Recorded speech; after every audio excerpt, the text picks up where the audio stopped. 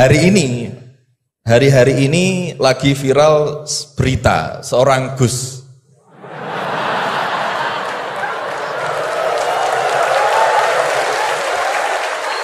Mohon izin. Yang mungkin berceramah dengan kalimat yang kurang baik, mungkin diniatkan guyon tapi malah melukai hati orang lain. Tapi Masya Allah Gus Baha guyon tapi tidak pernah melukai hati orang lain.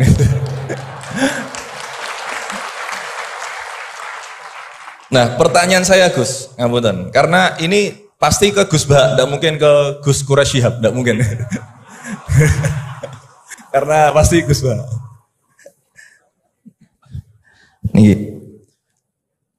Sebenarnya sejarah panggilan Gus ini seperti apa gitu? Apakah hanya dimaknai Gus ini adalah anaknya Kiai terus dipanggil Gus, atau bahkan mantunya Kiai saja kalau jenengan katanya Gus naturalisasi gitu. Atau Gus swasta atau apa itu? Atau bahkan bukan siapa-siapa kemudian bisa dipanggil Gus. Sehingga misalkan kita sekarang bisa ini berlomba-lomba menjadi Gus bareng-bareng. Jadi pokoknya lomba-lomba. Nah, dan apakah ini hanya di Jawa saja? Karena di Madura juga kami sering mendengar ada panggilan Lora. Lah ini sejarahnya sebenarnya apa gitu loh. Apakah juga kalau sudah menjadi Kiai tidak bisa menjadi Gus lagi? Atau kalau sudah menjadi Gus tidak bisa naik menjadi Kiai gitu ya.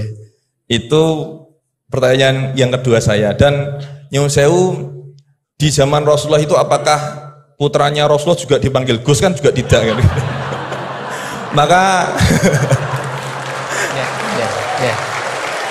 maka kalau Gus ini tidak ada di zaman Rasulullah, berarti semua Gus ini bid'ah gitu loh. Karena Gus tidak ada di zaman Rasulullah. Ngerti nggih? Nggih, jadi intinya sejarahnya dan standarisasi Gus itu apa yang orisinil gitu. Yang kalau misalkan di dunia, di Indonesia ini yang Gus orisinil hanya jenengan, berarti semuanya palsuan gitu. Lah ini tentu bisa dijelaskan Gus. Ngapunten, matur suwun sangat. Wassalamualaikum warahmatullahi wabarakatuh. Waalaikumsalam warahmatullahi wabarakatuh. Baik, terima kasih Gus Maulana. Selanjutnya saya mungkin yang laki dulu ya, laki-laki nanti baru pindah ke sini. Silakan yang pojok ya. Assalamualaikum warahmatullahi wabarakatuh. Waalaikumsalam warahmatullahi. Terima kasih Pak Rektor atas kesempatannya. Yang saya hormati Gus Baha, Prof. Quraisy. Saya Jamaluddin Ghafur dari Fakultas Hukum UI. Ingin bertanya ke Prof. Quraisy dan Gus Baha. Saya sering mendengar salah satu isi pengajian dari Gus Baha itu bahwa fatwa dalam hukum sosial itu tidak pernah jelas begitu. Artinya ulama pasti akan berbeda gitu ya. Nah, kami kebetulan di Fakultas Hukum Gus seringkali ditanya orang juga gitu ya, soal bagaimana hukum sesuatu. Dan dalam konteks hukum memang teorinya dan pendapatnya juga beragam gitu ya. Nah, kadangkala permintaan pendapat itu tidak hanya sekedar untuk diskusi, tapi bahkan sampai menentukan nasib orang gitu. Ini dihukum atau tidak. Nah, sehingga mohon penjelasan dari Gus Baha dan Prof. Quraisy kira-kira bagaimana panduan dalam Islam di tengah keragaman pendapat fatwa itu dalam kita memberikan pendapat atau keterangan-keterangan tentang hukum-hukum tertentu yang memang secara ilmu itu sangat beragam. Terima kasih. Assalamualaikum warahmatullahi wabarakatuh. Waalaikumsalam warahmatullahi wabarakatuh. Mohon izin Gus Baha dan Quraisy ini 4 atau 2 dulu aja ya. Nanti baru kita lanjutkan biar nggak lupa ya. Ya, yang pertama Gus Baha, ini dari Gus Maulana tadi. Ini pertanyaannya, kan banyak yang tidak jebolan pesantren, tapi pengen dekat sama Allah. Boleh nggak baca terjemahan kira-kira gitu? Yang kedua tadi standar Gus yang orisinal, yang orisinal ya. Kemudian yang kedua dari Ini Gus Gofur. Ini dosen dari Eva, ini untuk Prof. Quraisy dan Gus Baha. Ini panduan untuk memberikan pendapat hukum, kira-kira gitu kan? Karena ada dosen hukum yang saksi ahli, ada yang ahli menjadi saksi. Jadi bedanya. Mohon berkenan dari Gus Baha. Ya. Ini yang provokatif dulu itu ya.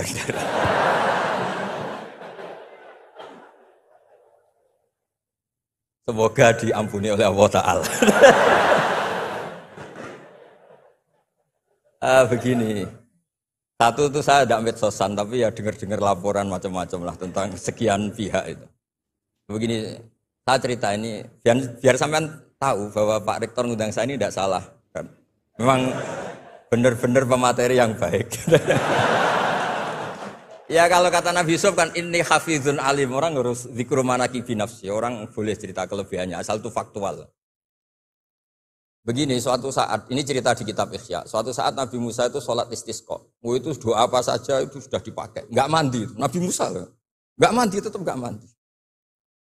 Kata Allah, inna fihim namaman, di komunitas Anda yang ikut sholat itu ada yang tukang adu-adu, namam, provokator. Maka kamu doa kayak apa tetap enggak akan saya ijabahi. Nabi Musa, ya gampang Gusti, tunjukkan orang itu siapa, nanti saya usir dari majelis.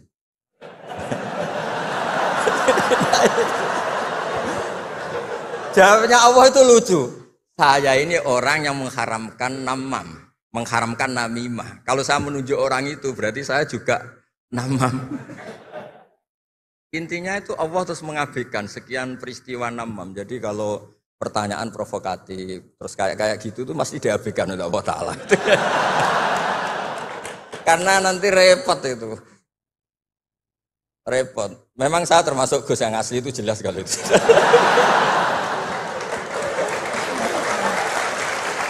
Itu, lah ini Pak Fatullah tahu betul keluarga saya karena beliau orang Jepara ngajinya di. Ya, terus masalah fatwa tadi, fatwa sosial itu atau memahami pakai terjemah begini seperti yang dikatakan Pak Quraisy. Ada pegangan yang umum kayak sidik, amanat, tabligh, fatwa. Itu memang lewat terjemah enggak apa-apa. Tapi ada terjemah yang enggak mengganti bahasa Arab. Misalnya kata sembahyang, mungkin perasaannya orang Bali sembahyang itu apa, perasaan kita sembahyang itu apa, itu kan subjektif. Misalnya begini, ada ayat yang agak sensitif. Ketika Anda salah paham dengan istri itu wadribuhun, fahjuruhunna fil madoji wadribuhun. Itu kan riskan betul. Maka pukullah istri kamu. Pukul itu kan konotasinya itu buruk. Tapi di semua tareh, saya bilang tidak sebagian, di semua tareh, itu disebut dorban ghairu mubarrihin, mukul yang tidak melukai. Jadi orang Arab itu punya adat. Kalau kecewa itu dorobu binni'al wasau. Jadi mukul itu pakai kain, pakai kacu, pakai. Nah, di Jawa kata mukul itu ya mesti kekerasan itu. Nah, yang jenis ini itu riskan kalau dari bahasa Arab pindah ke Jawa. Jadi ada yang riskan, ada enggak. Nah, sebab itu saya sering bilang, saya ini kan belajar tafsir insya Allah lah, khatam. Cuma saya tidak suka nulis, karena sudah ada yang nulis. Karena saya nulis tentu saja dianggap top Pak Quraisy, jadi tidak usah nulis lah, sudah ada. Begini, yang penting saya menghormati beliau karena nulis khatam. Pentingnya nulis itu memang khatam, mulai awal A sampai Z. Pentingnya khatam itu apa? Di situ ada dialog. Ada dialog Allah sama nabinya, sama kekasihnya, bahkan sama musuhnya. Misalnya sama musuhnya. Itu Nabi Musa masih dibilangi sama Allah. Faqula lahu qawlan layyinan. Ini penting saya utarakan. Nah, suatu saat Harun Ar-Rasyid ini didatangi ustadz. Mungkin ustadz yang amatir lah, masih latihan ustadz, jadi masih ekstrim itu. Ya Amirul Mukminin, ini nasihun lak, famusyaddidun alaika, fala tajidanna fi nafsika aliyya syai'an. Ya sampai latihan bahasa Arab nanti Pak Rektor. Bukan Anda, Gus naturalisasi tadi Anda. Saya akan memberi nasihat engkau. Kemudian cara nasihat saya itu musyaddid, ekstrim. Maka jangan kamu anggap serius. Maksudnya jangan penjarakan saya ketika saya nasihat ke kamu ini kasar. Jawabnya Harun Ar-Rasyid itu langsung bilang gini. Bilang ya jahil, ini karena Arab. Orang Arab itu kalau ngomong jahil itu tidak sekasar yang kamu bayangkan. Karena makanya bahasa Arab itu susah. Saya itu, ini cerita ke Pak Quraisy, ini curhat, bukan cerita mufti curhat. Kiai Jawa kalau maknani wailak waihak itu ciloko kue. Padahal sering Nabi itu kalau kecewa sama seseorang bilang wailak sama waihak. Akhirnya santri tanya, lo katanya Nabi itu halus sopan santun kok ngendikan wailak waihak, yang artinya itu celaka kamu. Ada orang tanya Nabi dan orang itu tidak paham-paham. Nabi ngendikan apa? Sakilat ka umuk. Cek siale mbokmu dah anak kue. Diterangkan enggak paham. Tapi sarah-sarah kayak kitab Irsyadus Sari itu bilang gini. Kalimatu tarohumin wa talatufin. Ini kalimat yang orang Arab tuh merasa dekat sehingga bilang wailak waihak. Tapi Kiai Jawa tetap saja maknani ciloko. Masalahnya di konteks itu yang dawuh itu Kanjeng. Nah, saya ngendikan ini orang Solo ini kan enggak apa-apa. Kayak bakat gitu aja terus orang gitu. Nah, yang seperti ini enggak bisa dipindah ke terjemah. Dan itu saya teliti dari sekian tradisi, ya tadi kayak wadribuhun. Makanya terus ulama nyusuli dorban ghairu mubarrihin. Mukul tapi tidak melukai. Karena orang Arab itu biasa kecewa mukul pakai peci. Tapi kalau orang Jawa enggak berbayang mukul.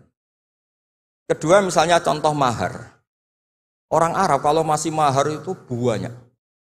Karena jumlah mahar banyak, kemudian setelah suami istri hubungan intim, setelah dicerai itu kadang kepikiran ngambil karena maharnya misalnya Alphard 1 miliar gedung. Sehingga harus ada pelarangan mengambil ulang mahar. Wa in aradtum istibdala zawji makana zawji wa ataitum ihdahunna qintaran fala ta'khudhu minhu syai'a. Atakhudunahu buhtana wa itsmam mubina. Terus wa kaifa ta'khuduna?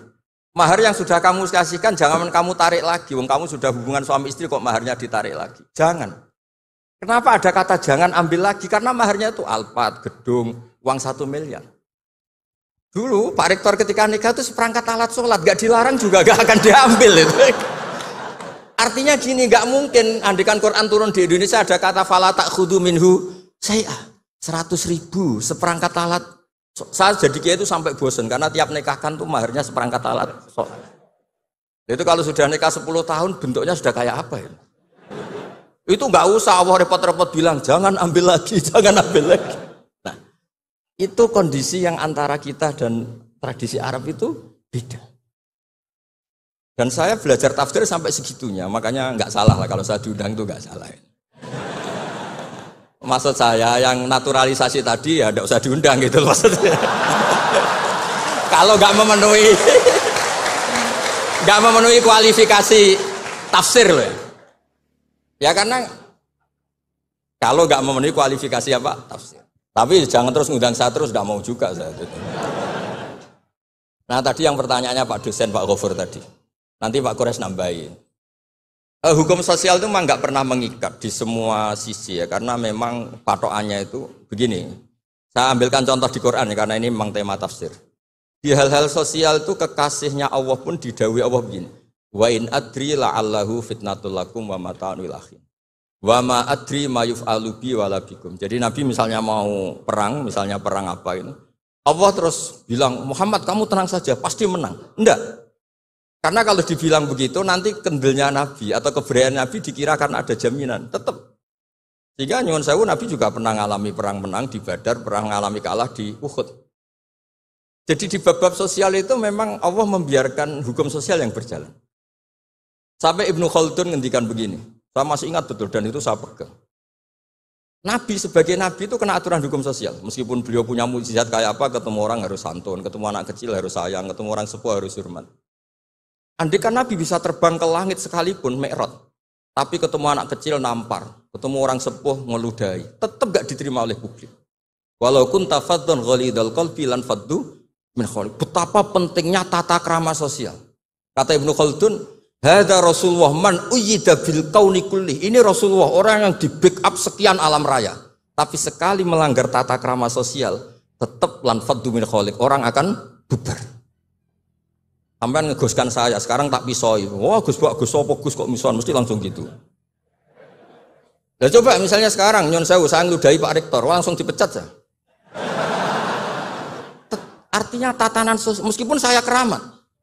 Makanya kata Ibnu Khaldun, hadza Rasulullah man uyyida bil kauni kulli law syaa. Ini Rasulullah orang yang bisa mengendalikan alam raya karena kekasih Allah. Itu saja kena aturan walau kunta faddan ghalidal qalbi lan faddu min khawlik. Kalau engkau salah tatanan sosial Muhammad, orang akan bubar. Nah maksudnya gini Pak dosen, kalau kanan saja gini, saya pernah ditanya oleh dekan Fakultas Kedokteran. Pas ada diskusi dengan ya tadi orang-orang medis, misalnya begini, itu misalnya nyun sewu, tapi gak usah dijiwai, gak usah kamu, udah dilupakan saja gak apa. Menyembuhkan orang koma itu baik apa tidak baik. Tapi misalnya orang ini kalau sembuh pasti bunuh lagi, pasti merkosa lagi. Terus kita gimana? Ngasih makan juga sama. Orang miskin nggak bisa makan, nggak bisa apa-apa, nggak bisa makan, nggak bisa apa-apa. Berkahnya nggak bisa makan, nggak bisa apa-apa, dia tidak nyuri, tidak bunuh, tidak merkosa. Dan orang ini kalau sehat lagi akan begitu lagi. Wajib ngasih makan dah. Itu mesti orang itu, weh, kasihlah kemanusiaan. Satu, jangan nanti kumat lagi. Jadi hukum sosial itu mesti mindsetnya ulama itu beda-beda. Saya sering matur ke Pak Quraisy, saya itu pernah kata santri saya pernah katanya diundang ke Malaysia juga pernah katanya diundang ke Maroko. Saya bilang sudah yang kelas-kelas internasional Pak Quraisy saya ada usah. Kenapa? Jawabannya sederhana. Nanti kalau saya sering keluar negeri, terus semua kiai seneng keluar negeri, terus yang mulang pondok saya siapa? Terus gue iling-ilingan nak neng dunia ono kiai desa sing alim, kata satu maksudnya kiai desa tapi mau kitab ya cek bener rofa nasab. Tapi saya seneng sama kiai yang keluar negeri karena ini mewakili syiar. Saya seneng sama UI karena syiar gini. Tapi saya jangan disuruh jadi kiai di UI. Nanti gajinya tetap. Kalau kiai kan sering dapat gaji min khaisul layah tasib. Kayaknya jumlahnya banyak saya Mas. Jadi yang hukum-hukum sosial tuh biarlah alam yang. Ya sudah setuju ya. Oh ya pokoknya gitu. Wazari'ati zar'a falhasidati hasda. Terus falkhobizati khubza, fallakimati lukma. Jadi terus sampai yang pesen itu iki apa-apaan. Jadi mau walzari'ati zar'a demi perempuan-perempuan yang menanam padi. Wana isbar ditanam ya walhasidati hasda demi perempuan-perempuan yang memanen. Berarti panen walkhobizati khubza kemudian jadi roti. Terus fallakimati lukma diuntal. Ngasih pesen ku protes. Iki apa-apaan. Lah ya kulu hadza ila majnun. Sampai sing pesennya kecewa, sing order kecewa.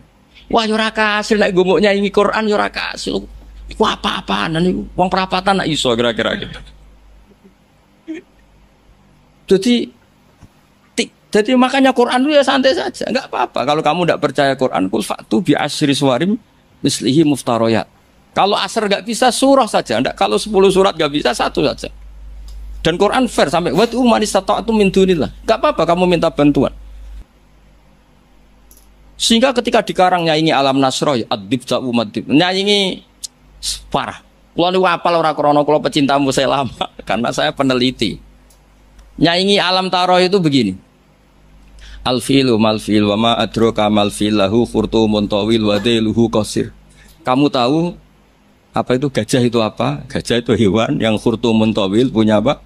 Belalai yang panjang tapi lahu dailun qasir tapi apa itu ekornya pendek. Yang pesen saja kecewa. Lha iku cah cilik ya yo roh nak gajah. Kok ora mbok sifati pisan nak ngideki kowe matek. Bandingkan dengan Quran biasa.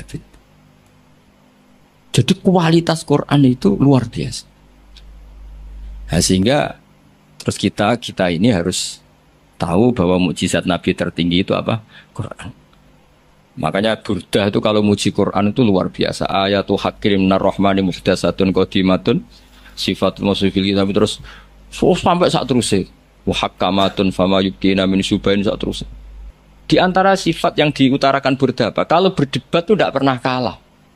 Ya tadi Quran itu kalau berdebat itu tidak pernah kalah kayak tadi. Ketika Musa mensifati Tuhan dengan status Tuhan langit dan bumi, Fir'aun itu masih ngeles.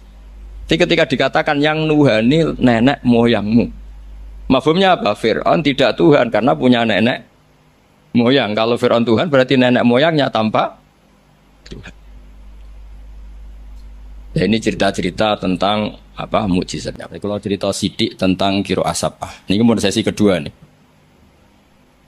Kiro asapah niku asyatibi fis sab'ah bimanzilatin Nawawi fil fikhi. Terus Imam Syatibi mendokumentasi sab'ah itu bimanzilatin Nawawi fil fikhi Syafi'i. Jadi orang tahu madzhab fikih Syafi'i semuanya lewat jalur siapa? Imam Nawawi. Padahal Imam Nawawi itu sudah abad ke-6. Tapi begitu juga orang tahu sab'ah itu semuanya barokahnya Imam siapa? Syatibi. Sehingga identik orang yang ingin belajar sab'ah pasti pernah belajar Syatibi. Syatibi maksud nazuman yang terkenal Syatibi ya. Jadi tidak bisa ndak. Meskipun sebetulnya Imam Syatibi sendiri itu ya punya indukan. Ini niku Abi Amrin Ad-Dhani. Jadi Abi Amrin Ad-Dhani ini sebenarnya yang hakikat indukan sab'ah. Punya kitab namanya At-Taisir fil Qiraatis Sab'i. Nah, di kita sebagai peneliti sab'ah, sab'ah itu lahir dari mana? Kalau secara talaki, lahirnya sab'ah itu dari riwayat.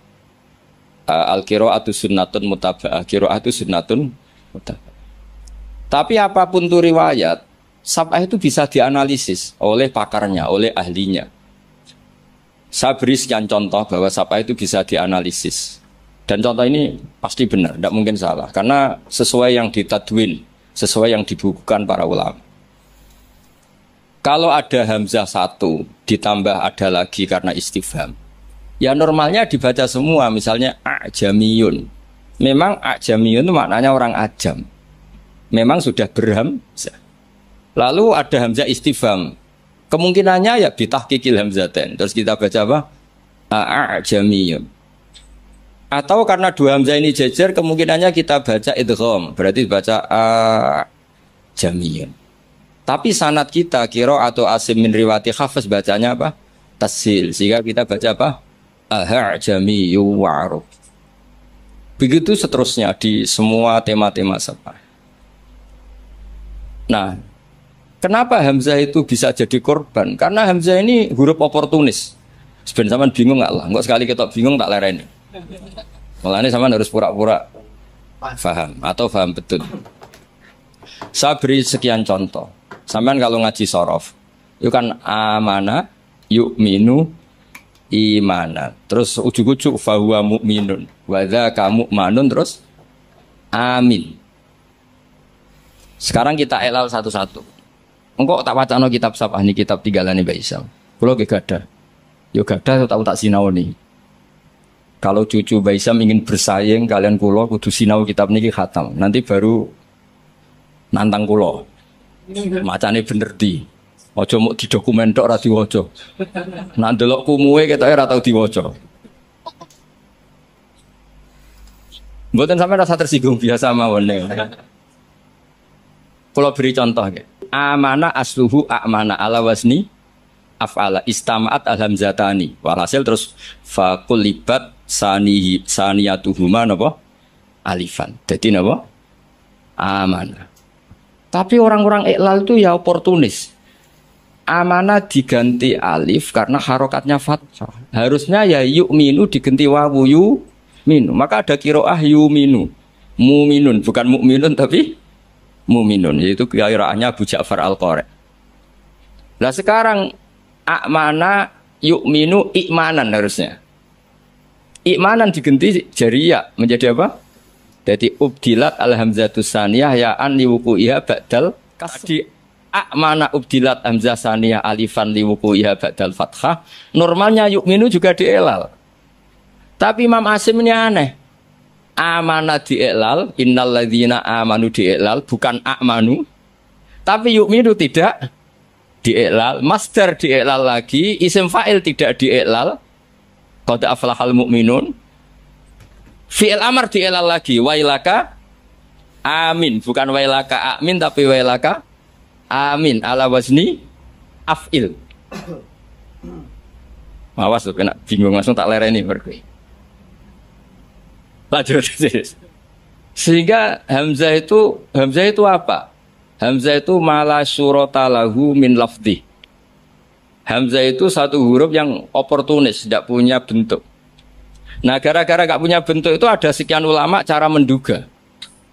Apakah ketika ditulis wawu itu hamzah apa memang wawu? Ayo saya jawab sing putu-putu Baisam. Ketika ditulis wawu itu hamzah apa wawu? Nah, Imam Asim milih partai itu wawu. Sehingga beliau baca walam yakullahu kufuwan ahad. Padahal semua seluruh dunia tahu kalau kufuan di sini maknanya kuf'an. Karena dari mahmuslam kafa ayak fa'u kuf'an wa maknanya walam yakullahu kufuan ahad dan tidak ada seorang pun yang menyamai Allah. Kafa'ah kuf'an itu mahmus lah. Kalau dibaca wawu orang ngira itu nakis. Padahal itu tidak nakis sama sekali tidak. Sehingga persaingan di sab'ah kalau boleh dibacakan persaingan. Ada yang baca kufuan, ada yang baca apa? Kuf'an. Mulane wong kok jomo sinau sab'ah tok bar setor wis gak roh alasane. Ya tak warai sampean. Mesti tak warai mbek ngamuk. Nah. Sehingga maknane huzuan juga sama. Sing maknane ngenyek iku haza'a yahza'u hus'an harusnya.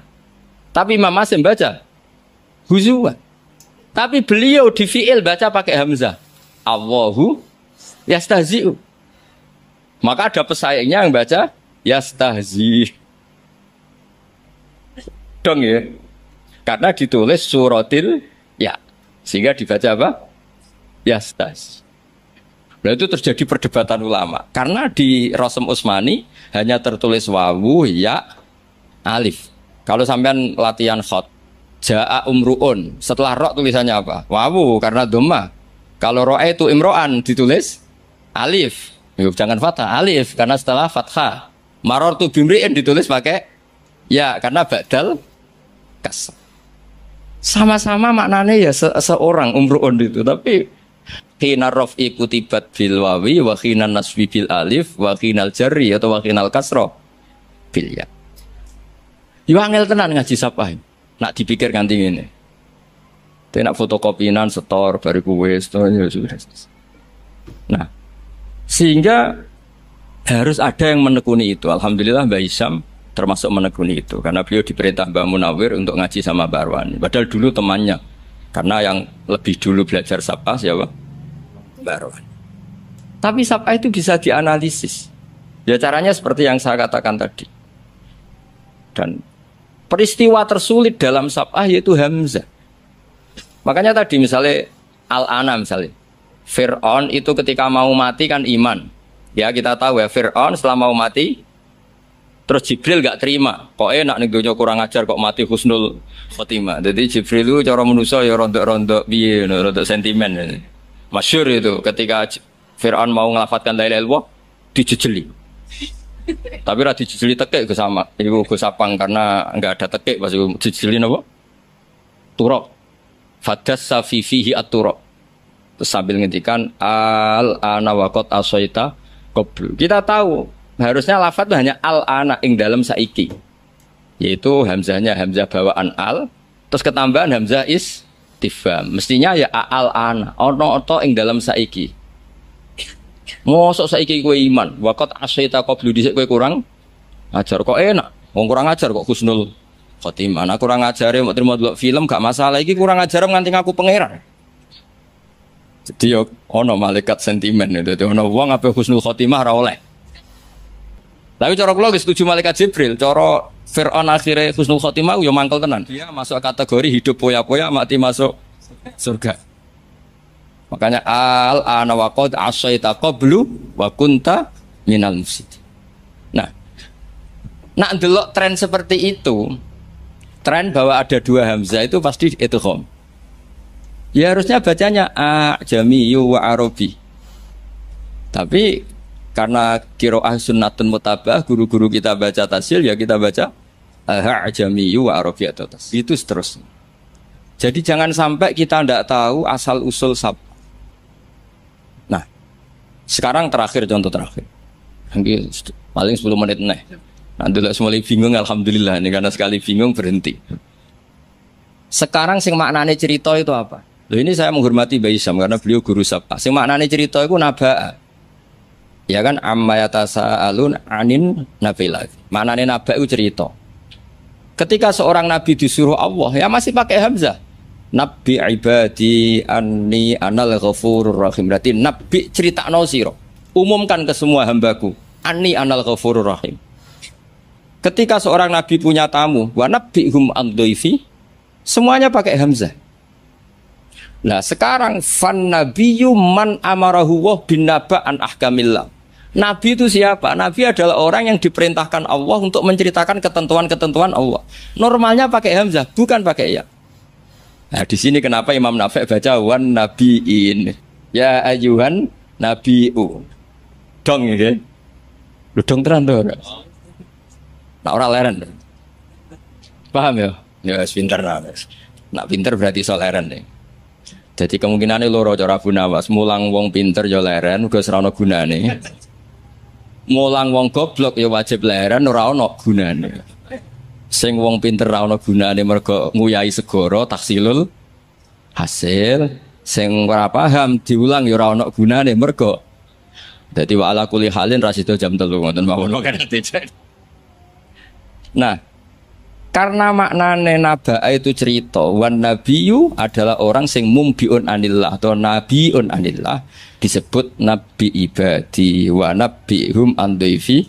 Di sini hebatnya Imam Nafi' bukan baca ya ayyuhan nabiyu tapi baca ya ayyuhan nabiu pakai hamzah.